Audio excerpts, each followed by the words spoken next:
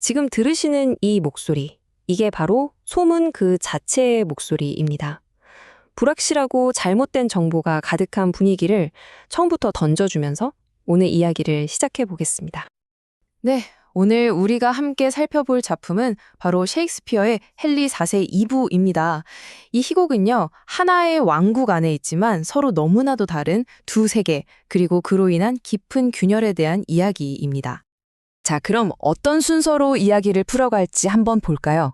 먼저 이 이야기가 아주 독특하게 시작되는데 그 시작을 여는 믿을 수 없는 화자를 만나볼 거고요.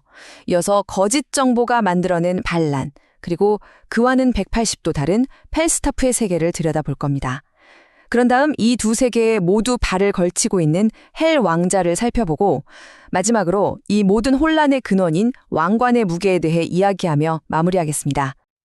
자, 첫 번째 파트입니다. 제목부터가 믿을 수 없는 화자죠. 보통 연극이라면 왕이나 주인공이 먼저 나올 텐데 셰익스피어는 아주 파격적인 방식으로 이야기의 문을 엽니다.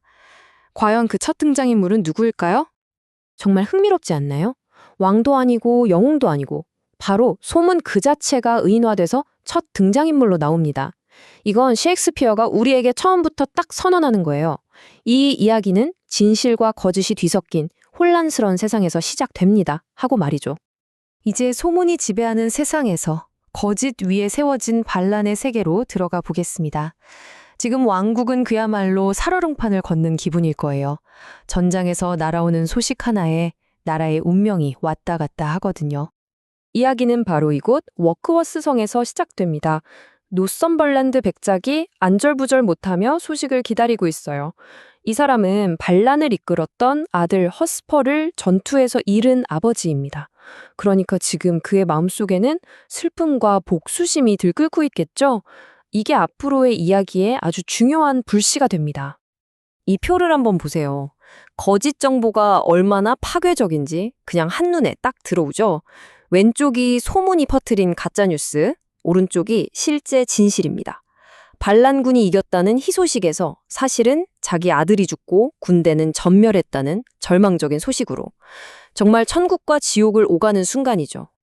이 끔찍한 진실을 듣고 노썸벌랜드의 슬픔은 그냥 슬픔으로 끝나지 않습니다. 순식간에 세상을 다 뒤엎어버릴 듯한 분노로 폭발해버리죠. 칠서 죽어라! 이 외침과 함께 꺼져가던 반란의 불씨가 다시 활활 타오르기 시작하는 겁니다. 자, 그래서 반란은 새로운 국면으로 접어듭니다. 바로 카리스마 넘치는 요크 대주교를 중심으로 다시 뭉치는 거죠. 이 사람이 아주 영리해요. 그냥 정치적인 반란이 아니라 이걸 신의 뜻이라고 포장해버립니다. 병든 나라를 구원하기 위한 성스러운 전쟁이라는 프레임을 씌우는 거죠. 이러니 사람들이 몸뿐만 아니라 마음까지 바치게 되는 겁니다. 정말 위험한 전략이죠. 자, 이제 분위기를 한번 확 바꿔볼까요? 지금까지는 아주 차갑고 심각한 정치의 세계를 봤다면 지금부터는 완전히 다른 세상으로 점프합니다. 바로 존 펠스타프경의 시끌벅적하고 유쾌하고 또 정신없는 세계로 말이죠. 펠스타프가 누구냐고요? 뭐 여러 설명이 있지만 가장 먼저 떠오르는 이미지는 이거죠. 그 배 나온 친구. 이 볼록 나온 배 하나만으로도 이 사람이 얼마나 먹고 마시고 즐기는 걸 좋아하는지 그 성격이 다 보이는 것 같아요. 그런데 이 사람이 그냥 재밌게만 한 술주정뱅이냐? 절대 아니죠. 미래의 왕이 될 헬 왕자 옆에 딱 붙어서 그를 나쁜 결로 이끄는 악한 천사 같은 존재이기도 합니다. 하지만 펠스타프 본인 얘기를 들어보면 또 달라요. 나는 나 자신이 재치 있을 뿐만 아니라 남들까지 재치 있게 만드는 사람이라고 하죠. 바로 이겁니다. 온갖 단점에도 불구하고 사람들이, 심지어 왕자까지도 그에게 빠져드는 이유. 이 거부할 수 없는 유머와 매력, 이게 바로 펠스타프의 힘이죠. 이 표를 보면 펠스타프라는 인물이 어떤 사람인지 더 확실히 알 수 있습니다. 군인을 모집하는 장면인데요. 아주 노골적으로 부패했죠. 보세요. 몸 좋고 튼튼한 젊은이들한테서는 슬쩍 뇌물을 받고 집에 보내줍니다. 대신 군대에는요. 여자 옷 만드는 재단사나 바람 불면 날아갈 것처럼 삐쩍 마른 사람들을 뽑아요. 왜냐? 적의 총알도 피해갈 테니까요. 정말 기가 막힌 논리죠. 이게 바로 펠스타프식 전쟁 철학입니다. 한마디로 쓸모없는 놈들은 총알바디로 보내고 쓸만한 놈들은 챙겨달라. 이거죠.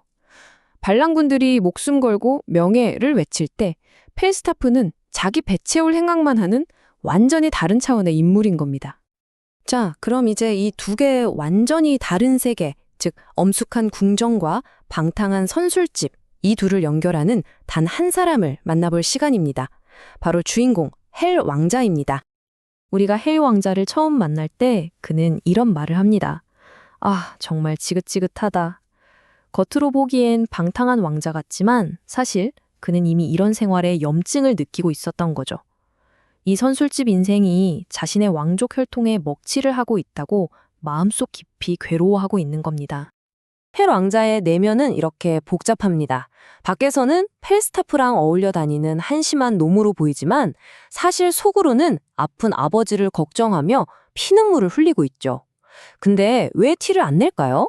갑자기 슬퍼하는 모습을 보이면 사람들이 자기를 왕이나 노리는 위선자로 볼까봐 두려운 겁니다. 정말 외로운 싸움을 하고 있는 거죠. 그래서 헬은 자기 딴의 계획을 하나 세웁니다.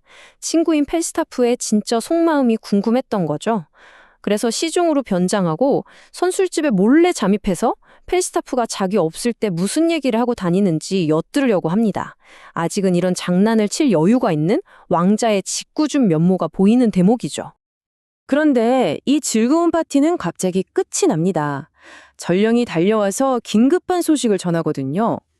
전쟁입니다! 왕자님이 필요합니다! 이 말을 듣는 순간 헬의 표정이 싹 바뀝니다. 이렇게 귀한 시간을 헛되이 보냈다니 내가 정말 한심하구나. 바로 이 순간 선술집의 헬과 왕자 헬 두 세계가 정면으로 부딪히고 그는 드디어 자신의 책임을 깨닫게 됩니다. 자, 이제 마지막 파트입니다. 이 모든 반란과 갈등, 이 모든 문제의 근원은 과연 어디에 있을까요? 바로 왕관의 무게입니다. 병들고 지친 헨리 4세 국왕, 바로 그 자신에게로 가보겠습니다. 아마 들어보신 분도 있을 겁니다. 왕관을 쓴 머리는 편히 눕지 못한다. 헨리 4세의 이 한마디는 그가 겪는 모든 고통과 이 작품 전체를 관통하는 왕의 숙명이라는 주제를 아주 함축적으로 보여줍니다. 왕의 병은 그냥 몸이 아픈 게 아니었어요. 온 나라가 반란이라는 병에 걸렸다고 생각했고 밤마다 잠도 못 자고 괴로워했죠. 왜냐? 자기가 어떻게 왕위를 차지했는지 그 죄책감에서 한순간도 벗어날 수 없었거든요. 끝없는 반란과 시대의 변화에 완전히 지쳐버린 겁니다. 이건 육체뿐만 아니라 영혼까지 병든 상태라고 할 수 있겠죠. 자, 이렇게 왕은 병들고 나라도 병들었습니다. 이런 상황에서 평생을 선술집에서 보낸 것 같은 이 철부지 왕자가 과연 잉글랜드가 그토록 필요로 하면 위대한 왕이 될 수 있을까요? 이 질문이야말로 헨리 4세 2부가 우리에게 던지는 가장 큰 숙제일 겁니다.